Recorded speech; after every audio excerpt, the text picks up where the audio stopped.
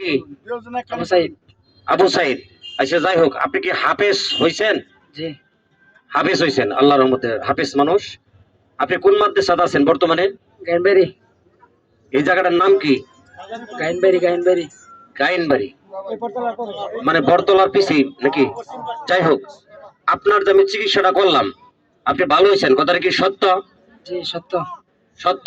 যত আপনার চিকিৎসাটা আমি করে আপনাকে ভালো করে দিছি, তাহলে আপনার যদি কোনো লোক থাকে, বন্ধু বান্ধব থাকে, তাহলে আমার ঠিকানার মধ্যে জামালপুর পাড়া নিয়ে যাবে না?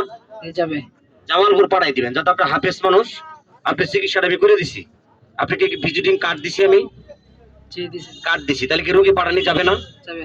যাই হোক, যদি কারো ইনার যে আমি চিকিৎসাটা করলাম, এটা কিন্তু সত্য কথা বলতেছি, উনি হাফেজ মানুষ, আপনাদের চোখের সামনে বললাম।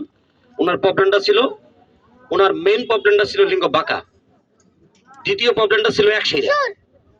চিকিৎসাটা করে দিছি, আল্লাহ ভালো করছে আমার উসিলাই। কথা সত্য?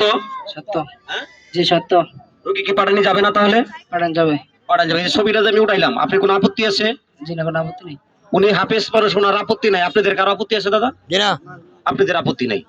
যাই হোক, আমার একটা টিকটক চ্যানেল আছে, ফেসবুক আছে, ইউটিউব চ্যানেল আছে। আপনারা যদি কারোর নাম্বারটা হারায় যায়, ভিজিটিং কার্ডটা, তাহলে কবিরাজ মোহাম্মদ আলাম ইন্ডিয়া সার্চ দিবেন।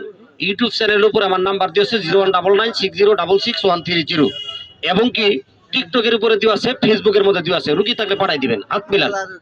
খুশি আছেন তো আপনি? তাহলে একটু হাসে দেন। 10,000 টাকার কাজ করে দিলাম, বিদায় করে দিলাম।